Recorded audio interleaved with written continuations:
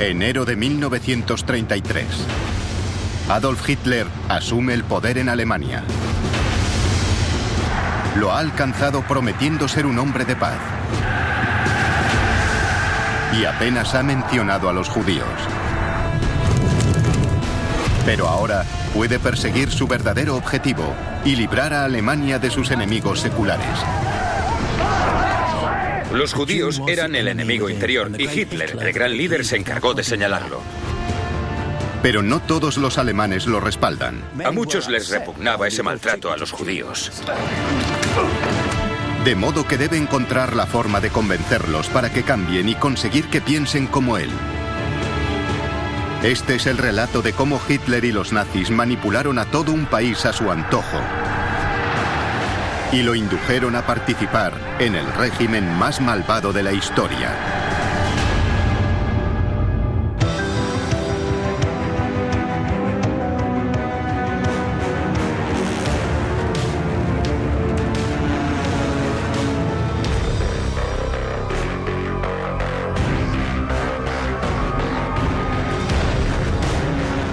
El ascenso del partido nazi.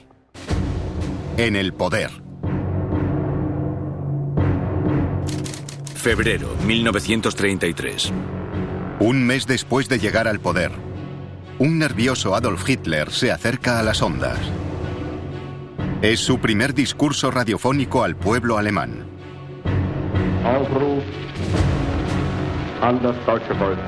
Alemania está sumida en la Gran Depresión. Titubeante en un principio, describe la gravedad de la situación.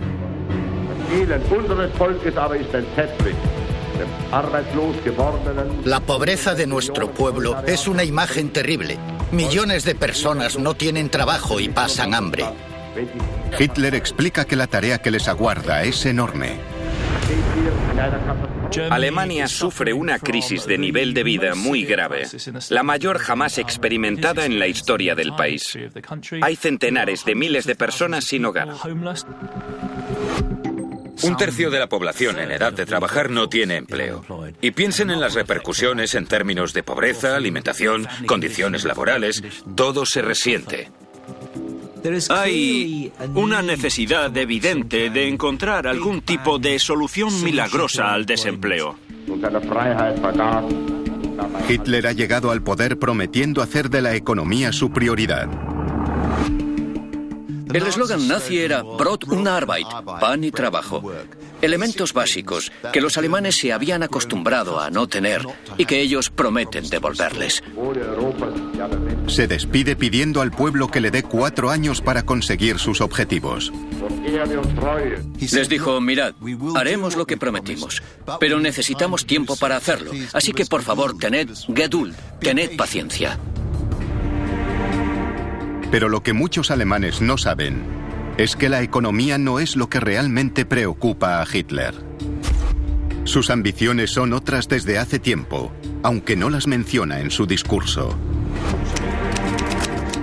Son obsesiones ideológicas que se remontan a su experiencia en la Primera Guerra Mundial y a los años 20, y que se expresan a través de sus textos de Mein Kampf. La principal y más importante es librar a Alemania de los judíos. Cimentó su partido en un antisemitismo rabioso.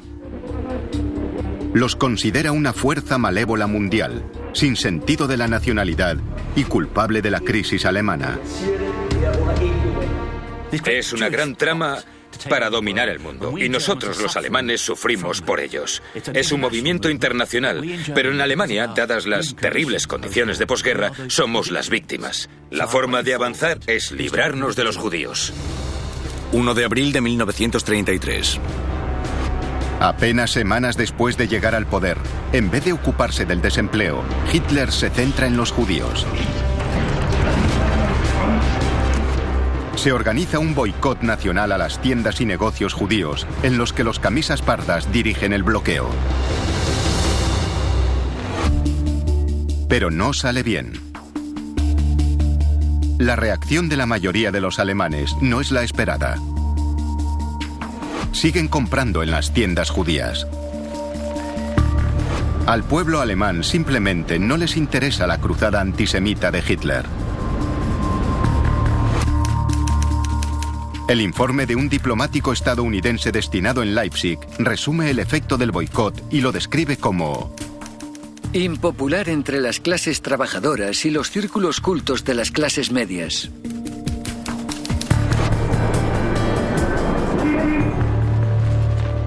El bloqueo se desconvoca en un solo día.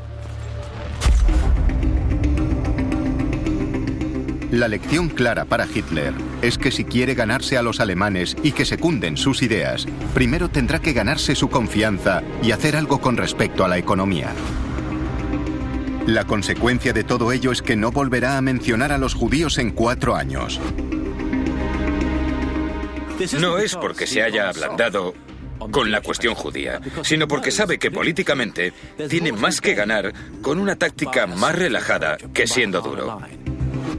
Sigue siendo totalmente antisemita, pero públicamente tiene cuidado de no convertirlo en un elemento fundamental de su programa. Esa táctica más blanda es solo de cara a la galería. Junto a su jefe de propaganda, Joseph Goebbels, Hitler diseña un nuevo plan para ganarse a su población en cuerpo y alma. Presentan una batalla por el trabajo a nivel nacional, financiada por un programa de reactivación económica de 1.000 millones de Reichsmark. Diseña planes para construir carreteras, para hacer obras, para preparar a los jóvenes desempleados, pero para prepararlos de una forma útil a la sociedad. Comienza un enorme proyecto de obras a grandísima escala. Goebbels se encarga de que las cámaras capten al Führer, liderando el proyecto.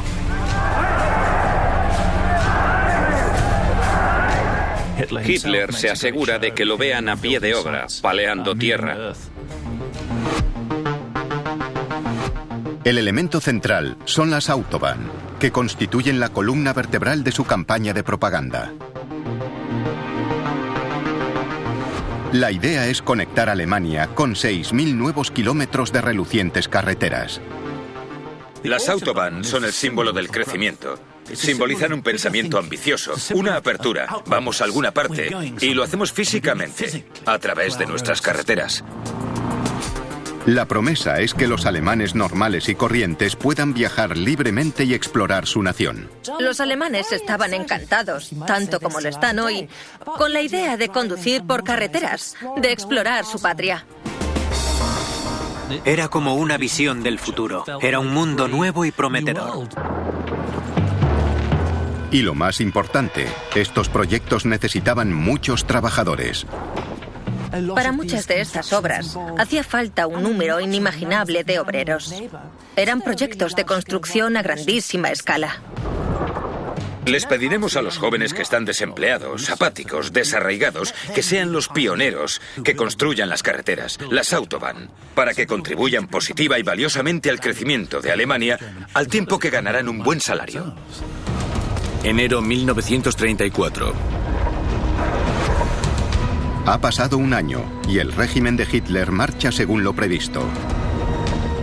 Su imagen es la de un hombre de acción, dedicado incansablemente a poner en marcha de nuevo a la nación. Ofrece una visión del futuro moderna y emocionante. Y está sacando a Alemania de la crisis.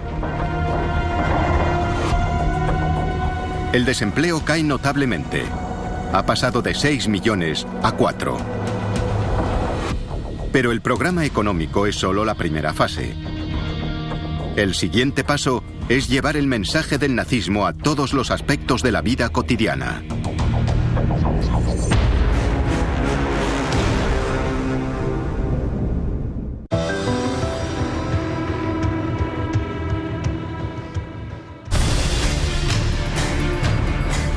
Adolf Hitler está aprendiendo una lección importante como nuevo dictador de Alemania. Sus primeros pasos para atacar a sus enemigos, los judíos, han fracasado. Muchos alemanes no están preparados para una expresión tan cruda de antisemitismo. Hitler se da cuenta de que si quiere llevar a cabo sus planes, primero tendrá que ganarse a su pueblo en cuerpo y alma. Y para ello diseña una nueva política atrevida y clave. Se denomina Volksgemeinschaft, la comunidad del pueblo. Un proyecto de ingeniería social de proporciones épicas. Su objetivo es simple: unir a la población para que crea en el nazismo y acepte sus valores. La Volksgemeinschaft es la idea de ser un pueblo especial en una nación especial. Es una idea poderosa, que Alemania era especial, y el Volk, el pueblo, definía esa cualidad. El Volk, por lo tanto, era el término usado para describir a la mejor expresión del pueblo alemán. Hitler afirma que solo si el pueblo alemán se une y avanza al unísono, la comunidad logrará grandes cosas y encontrará la salida de la crisis. La comunidad nacional encontrará el destino que Dios le ha fijado. Esa era una de las frases favoritas de Hitler. La pronunciaba en todos sus discursos y la repetían incansablemente otros oradores clave como Goebbels. Ese sentido emotivo de unión, de compartir un espíritu comunal, de unirse en el emocionante zeitgeist de una nueva era, pero también de compartir los sacrificios de enfrentarse juntos, solidariamente, a tiempos difíciles, forma parte del espíritu comunitario que los nazis movilizan y propugnan. Y en el centro de esa comunidad se encuentra el Führer, que se entrega incansablemente a las necesidades del pueblo alemán. La Volksgemeinschaft está diseñada para ser moderna, emocionante y divertida. Una celebración de la grandeza de Alemania. Nuevas fiestas nacionales como el Día de la Solidaridad y el cumpleaños del Führer crean la sensación de una comunidad nacional en alza. Unen al pueblo en torno a una celebración. Un aspecto fundamental en la idea de la Volksgemeinschaft es que lleva el mensaje del nazismo a todas las áreas de la vida alemana, incluso a los comedores. Por ejemplo, se creó el Domingo de la Olla. La idea era que la población no comiese carne el domingo.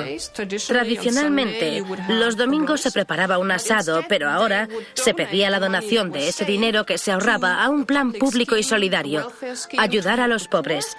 Y se organizaban congregaciones en las que la gente comía un estofado de olla sin carne.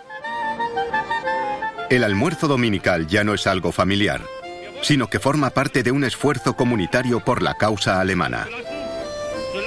La idea es que las familias ya no son simples unidades individuales, sino que forman parte de una comunidad. Y el valor de los individuos no se mide individualmente, sino por su pertenencia al colectivo, por el grupo al que pertenecen.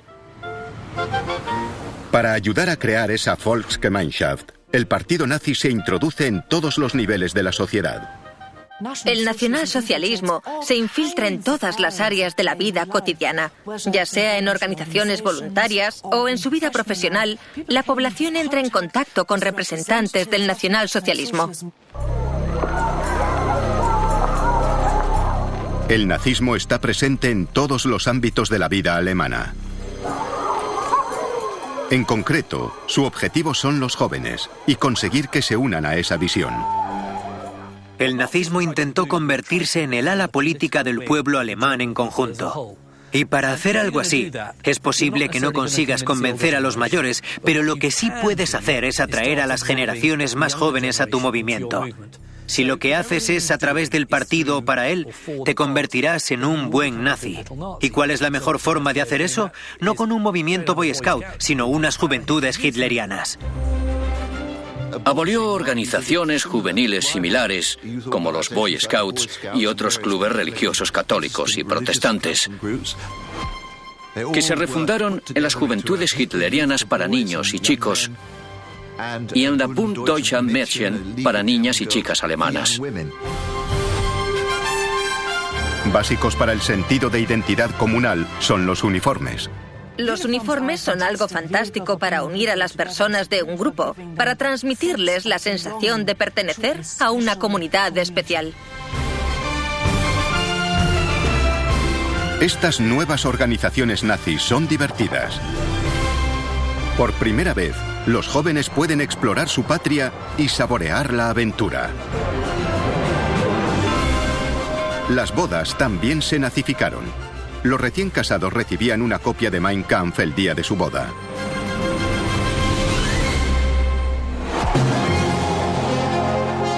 La mano del partido incluso llega a los centros de trabajo. Se crea un gran movimiento laboral, la fuerza mediante la alegría, para ofrecer ventajas a los trabajadores como viajes y vacaciones. La Fuerza mediante la Alegría fue una de las organizaciones nazis de más éxito en términos propagandísticos. Ofrecía programas de ocio para trabajadores, les ayudaba a relajarse y a disfrutar de la vida, y al mismo tiempo los adoctrinaba en el espíritu del fascismo. Podían ir de vacaciones a un 50% del precio de mercado. Se crearon líneas de cruceros. Además, se construyeron cantinas modernas en todas las fábricas. Incluso se organizaban giras de orquestas que recorrían esas fábricas. El mensaje propagandístico está claro. El partido nazi te cuidará y te ofrecerá un mundo de promesas. Los alemanes se creen este sueño de oportunidades nuevas y emocionantes. Pero no se dan cuenta de que todo forma parte del proyecto secreto de Hitler. Porque la Volksgemeinschaft tiene un lado oscuro. La visión de Hitler diferencia claramente entre quienes están dentro de la comunidad y por lo tanto son de pura raza alemana y quienes están fuera de ella, como los judíos. Era algo poderoso, porque establecía una barrera clara entre los que pertenecían a la comunidad nacional y los que no. El ciudadano se sentía valioso y al mismo tiempo proporcionaba chivos expiatorios de los problemas, pues no formaban parte de la comunidad nacional. Por eso los judíos no podían formar parte del Volk. Era algo exclusivo, porque era ario.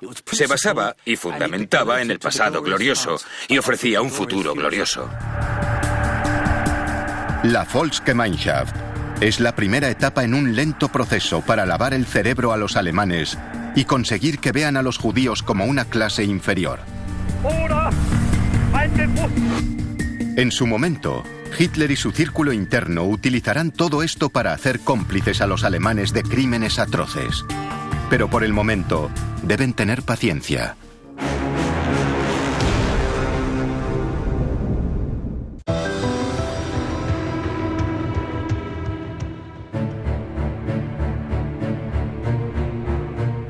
Tras un año en el cargo, las cosas pintan bien para Adolf Hitler. Está cambiando la situación económica, creando un modelo social nuevo para Alemania y abriendo el país gracias a las Autobahn. Pero por encima de todo, está consiguiendo que los alemanes vuelvan a trabajar. El desempleo cae en un 33%, y esto es algo que puede anunciar a bombo y platillo a sus seguidores y decirles: mirad, he cumplido un punto de mi programa. El desempleo está bajando. La versión oficial es que el desempleo baja gracias a planes insignia como las Autobahn. En realidad, hay otro elemento oculto. Muchos de los nuevos empleos se deben a otra cosa. Hitler se prepara en secreto para la guerra. A partir de 1933, el régimen nazi gasta cantidades ingentes de dinero en armas. 35.000 millones de Reichsmarks. Una cantidad que empequeñece todas las demás partidas de gasto público, como el destinado a la creación de empleo. Y esto encaja en otro punto del plan real de Hitler. Según él, la guerra con Rusia no solo es inevitable, sino necesaria. Desde los días de Mein Kampf, Hitler tiene la profunda convicción de que el comunismo es una amenaza para el mundo. Para él, forma parte de una conspiración judía internacional y cree que un enfrentamiento armado con Rusia es inevitable. La ambición de Hitler, o su esperanza, no tanto ambición, es que haya una guerra. Habrá que enfrentarse a la Unión Soviética, llegado el momento. Y su primer deber es rearmarse, fortalecer a la nación militarmente. El rearme le permitirá también hacer realidad otra de sus aspiraciones concebidas años atrás. Es la idea del Lebensraum, o espacio vital, que él considera fundamental para que la nación alemana crezca. El Lebensraum es la idea de espacio vital. Alemania tiene una densidad de población demasiado alta. Hay muchas personas ocupando un espacio muy pequeño, y eso limita el desarrollo económico del país, sobre todo de la industria, pero aún más de la agricultura. Para Hitler, más territorio resolverá los problemas económicos de la nación y ayudará a dar de comer a su pueblo. Y cree que la tierra que necesitan puede arrebatársela a quienes considera inferiores. A partir de Polonia, Europa es eslava. El este es eslavo, por lo que tenemos derecho a ocuparlo. El Lebensraum, el espacio vital que los alemanes necesitamos, lo encontraremos en el este. Como pueblo superior, podían arrebatar tierras ocupadas por pueblos inferiores. El problema al que se enfrenta Hitler es que la simple mención de ir a una guerra para conseguir tierras resulta aterradora para muchos alemanes. Ha sido elegido como hombre de paz, que prometió no ir a la guerra.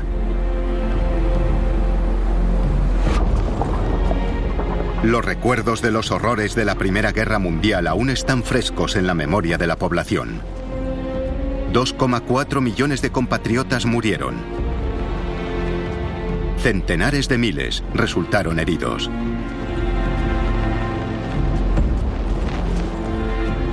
Esto plantea un problema a Hitler. ¿Cómo vender el rearme a los alemanes?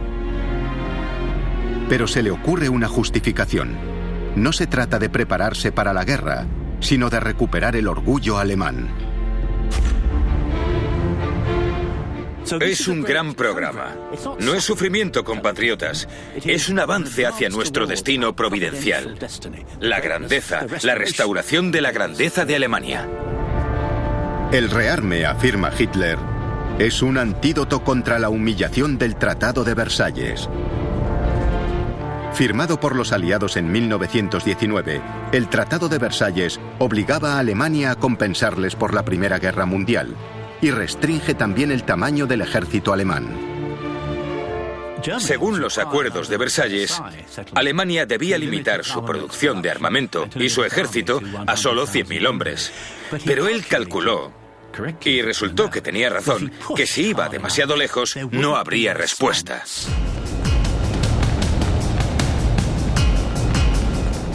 En marzo de 1935, Hitler instaura el servicio militar obligatorio. Es un desafío total al Tratado de Versalles. El ejército se dispara desde los 100.000 hombres permitidos hasta el 500.000. Y se lo permiten. Eso le hace ganar confianza. El rearme es una forma estupenda de ir saltándose restricciones. En público, sigue reafirmando ante su pueblo que no desea la guerra. Solo se rearma para mantener la paz. En un discurso pronunciado el 16 de marzo de 1935, hace una promesa muy clara. El gobierno renueva su resolución ante el pueblo alemán y ante el mundo entero de que nunca superará los límites en la protección del honor alemán y la libertad del Reich. Y en particular, no convertirá jamás al ejército alemán en un instrumento de agresión, sino en un instrumento destinado única y exclusivamente a la defensa y, por lo tanto, a preservar la paz.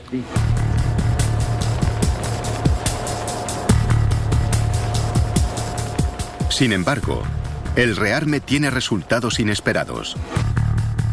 Cuesta una fortuna y desvía recursos del pueblo alemán hacia el ejército. Los salarios son bajos y los alemanes tienen que trabajar más horas y esforzarse más que nunca. Y todo ello resta brillo al sueño tan meticulosamente construido de una comunidad nacional que colma las aspiraciones de todos. Las privaciones pueden ser enriquecedoras para el individuo, según los nazis. No veáis las privaciones como al enemigo, pero llegados a cierto punto, si pides a la población tanto esfuerzo, al final tiene que haber alguna recompensa. Hitler encarga al ministro de propaganda, Joseph Goebbels, pulsar la opinión popular. Y para ello, envía agentes secretos a escuchar conversaciones ajenas y a redactar informes. Es el único medio de encuesta eficaz de un Estado totalitario. Y lo que averigua es alarmante. Las privaciones que sufría el pueblo empezaban a pasar factura. Eran medidas impopulares, provocaban murmullos en las colas, en las tiendas y creaban una ansiedad considerable en el régimen del partido nazi. A pesar de su enorme esfuerzo por ganarse a los alemanes en cuerpo y alma, es evidente que el apoyo popular es frágil. Goebbels y Hitler deben encontrar otra forma de que el pueblo respalde a los nazis. E idean un plan para gestionar el descontento y unir a los alemanes contra el enemigo común. Culparán de las penurias económicas a los judíos.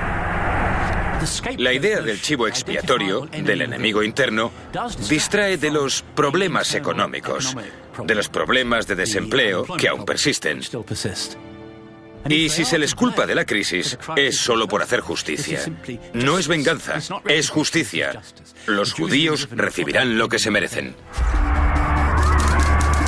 Nuremberg, 1935. Concentración anual del partido nazi.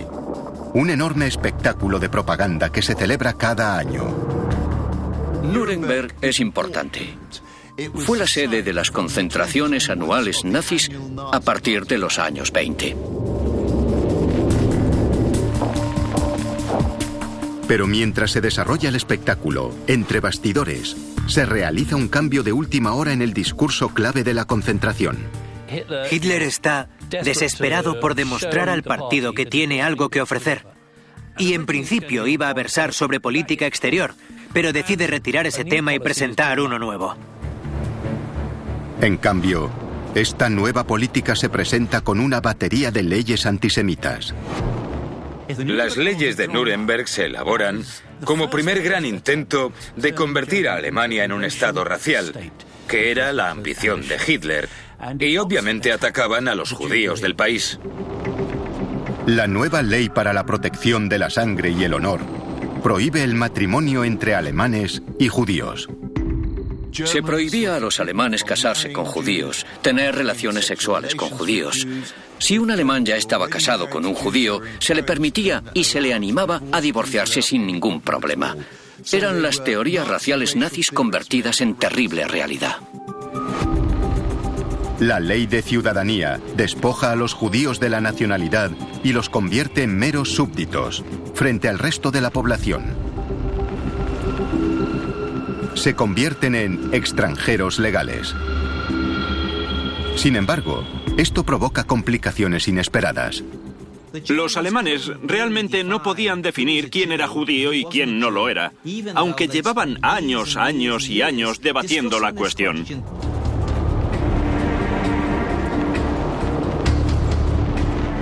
De modo que elaboran otra legislación para evitar confusiones y definir quién es exactamente alemán y quién es judío a ojos de la ley. Se estipuló que todo aquel que tuviese 3 abuelos judíos, por definición era judío, y por lo tanto no tenía derecho a la ciudadanía, ni a derechos laborales, ni a derechos legales, ni siquiera a la educación. Ser judío completo tiene graves consecuencias. Pero incluso los alemanes con solo 1 o 2 abuelos judíos, conocidos como Mischlinga o Cruce, también quedan en una posición comprometida. es la primera señal clara de la imposibilidad de ser judío y ser alemán. Ante esta pérdida súbita de derechos, algunos Mischlinga se defienden, mientras otros alemanes les muestran su apoyo. Surgieron varias organizaciones tras las leyes raciales de Nuremberg, fundamentalmente para defender a los judíos que no eran del todo judíos, por así decirlo, los Mischlinga. Surge la Asociación de Cristianos No Arios, que llega a alcanzar los 80.000 miembros. Hay un intento de ofrecer protección a los judíos. Es el primer intento en la Alemania nazi de crear una organización no judía que se presenta de alguna manera como fuerza protectora. En esta fase, los nazis toleran esta oposición. Pero finalmente desaparecerá, porque las leyes de Hitler son aceptadas por la mayoría de alemanes. Han empezado a creer que los judíos tienen la culpa y que la pureza del pueblo alemán está antes que los derechos de los judíos. Marzo 1936.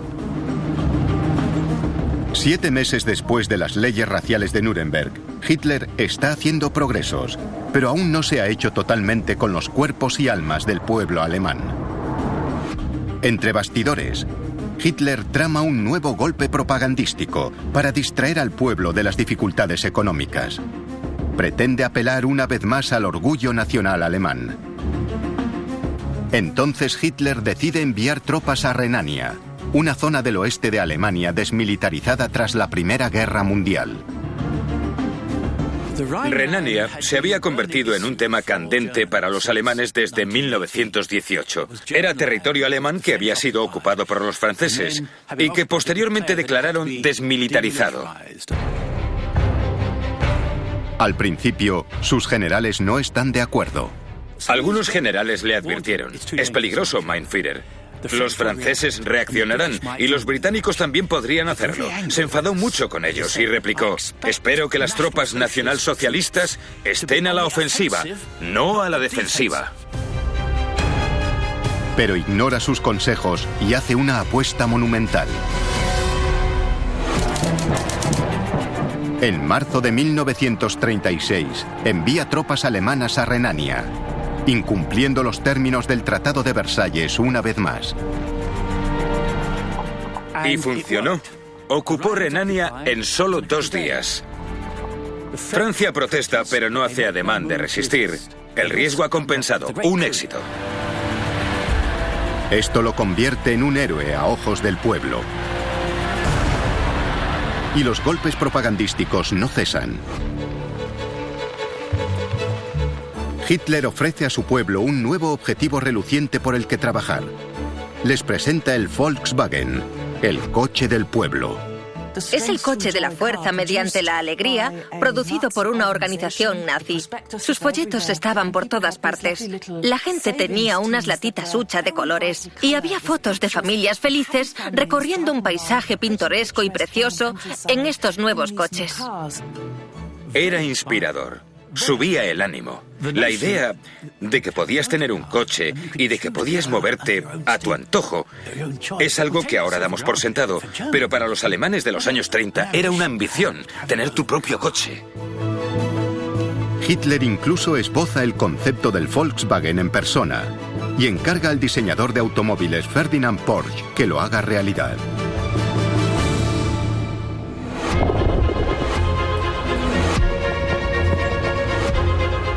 Pero a pesar de todo esto, hay un peligro muy real que amenaza con hacer descarrilar todo el proyecto nazi.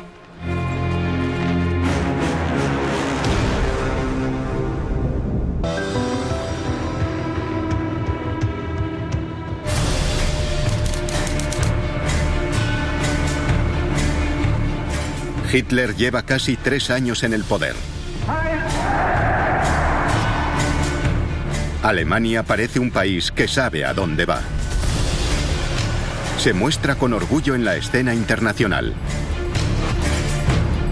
Se ha envalentonado y rearmado. Los nazis ofrecen a su pueblo nuevos bienes de consumo y un estilo de vida nuevo y atractivo.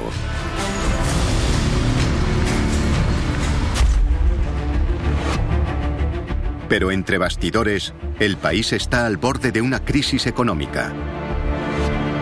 La recuperación y el rearme han exigido enormes cantidades de importaciones. La nación siempre ha tenido escasez de moneda extranjera para pagar esos bienes importados. El problema para pagar las importaciones y la falta de moneda extranjera es algo que el Tercer Reich no supera, es una pesadilla. En un momento dado, las reservas de moneda extranjera han bajado a niveles de crisis y apenas queda para una semana de importaciones. La realidad de la situación económica empieza a calar entre la sociedad. La comida se encarece y escasea la ropa y los bienes de consumo. Muy pocos pueden permitirse el tan cacareado coche del pueblo, ni los demás anuncios a bombo y platillo de la maquinaria de propaganda nazi. En 1937 había un miedo real a que los trabajadores empezasen a mostrar descontento por la bajada de sus salarios. No obtenían lo que esperaban recibir, ni lo que les habían prometido.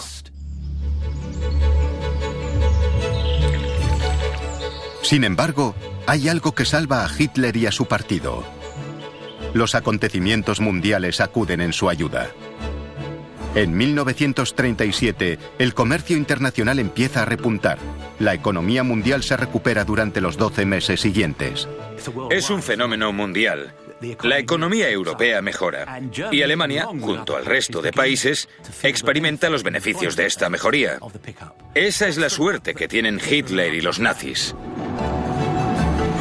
Para el círculo más íntimo de Hitler, es un gran alivio.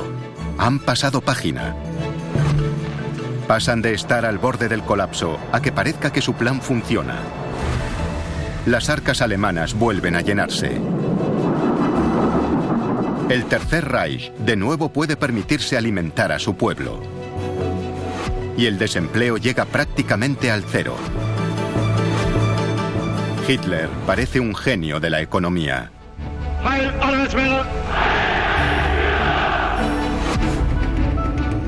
Con su credibilidad recuperada, Hitler considera que es momento de llevar su política racial a un nuevo nivel de persecución contra su viejo enemigo, los judíos. En 1937, Hitler menciona a los judíos por primera vez en 4 años. Ensaya la frase que utilizará posteriormente para justificar el Holocausto: que los judíos son la causa de su propia desgracia. Ataca abiertamente a los judíos. Son la causa de las dificultades alemanas. Y sugiere abiertamente que los judíos recibirán su recompensa, dado que se proponen destruir los intentos del nuevo movimiento alemán, del movimiento nazi, para conseguir una Alemania mejor, para elevar a Alemania. Los judíos conspiran para destruir eso. El judío era el enemigo interno, y Hitler, el gran líder, se encargó de señalarlo. En 1938, 2 órganos clave del Estado se involucran en la legislación racial. La policía secreta y la Gestapo caen sobre los judíos. Los judíos sufren agresiones verbales. Les dejan bien claro que son antijudíos, que irán a por ellos. Se palpa la intimidación en el ambiente. Les dejan claro que son personas marcadas. Es la técnica de la Gestapo para aterrorizar. La SD hace el trabajo de inteligencia y la Gestapo proporciona a los matones. Ante tal presión, más de 250.000 judíos alemanes abandonan el país. A menudo sus posesiones y bienes son confiscados y usados para financiar el presupuesto del partido nazi. Pero la mitad de los judíos alemanes se quedan. Para someterlos a más presión, las persecuciones dan un paso más. Los negocios judíos son arianizados. El decreto para el registro de las propiedades judías excluye a los judíos de la vida económica. Se les prohíbe tener negocios. Tienen que venderlos a alemanes arios a precios de saldo. Entonces, Goebbels diseña un nuevo plan de acción que llevará todo este proceso un paso más allá. Su idea es convocar un día nacional para descargar la violencia contra los judíos. Será conocido como Reichskristallnacht. Incluso tiene la justificación perfecta: el asesinato de un diplomático alemán, Ernst von Rath. Se convirtió en la excusa perfecta para que el Estado nazi desencadenase un torrente de violencia antisemita en las ciudades alemanas. Estaba planificado, solo necesitaban un pretexto, y el asesinato fue el pretexto. Se desata un torrente de violencia.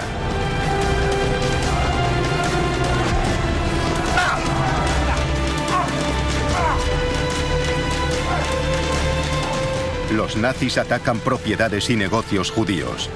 Se saquean hogares, se destrozan sinagogas. Se le llamó Noche de los Cristales Rotos por la cantidad de cristales que se rompieron.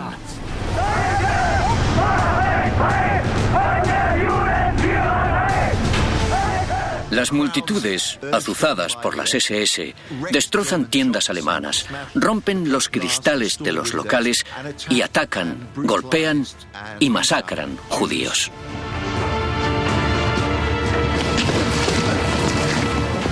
La Noche de los Cristales Rotos fue la culminación natural de un partido político y un régimen que predicaban un antisemitismo violento.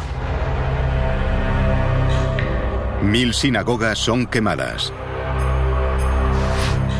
7000 negocios destrozados.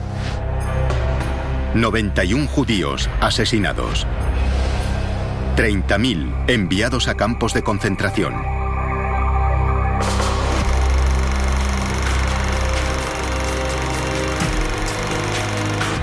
Y además, la propaganda de Goebbels hace circular la idea de que los judíos se lo han buscado.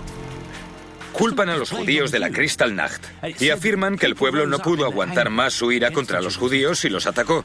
Es lo que Goebbels dice en su propaganda, que fue un movimiento popular del pueblo, pero hoy sabemos que fue al contrario. A finales de 1938, desde la perspectiva nazi, su política es un éxito. Hitler se ha ganado a los alemanes en cuerpo y alma, y les ha inculcado su forma de pensar. Por primera vez, Alemania ve qué significa realmente el antisemitismo de Hitler y empieza a aceptarlo. Tal vez el elemento más interesante y preocupante de aquella noche de noviembre fue la participación voluntaria de muchos civiles normales y corrientes en esos actos violentos. Fue una demostración pública de la bestialidad y odio que los nazis tenían a la población judía, y un aviso de que lo peor estaba por llegar. Por fin, Hitler tiene al pueblo alemán donde él quería. Se tiene la sensación de que esto es un nuevo amanecer, una nueva era que ofrece oportunidades para mucha gente que está encantada de asumir la violencia que acompaña a todo el proceso.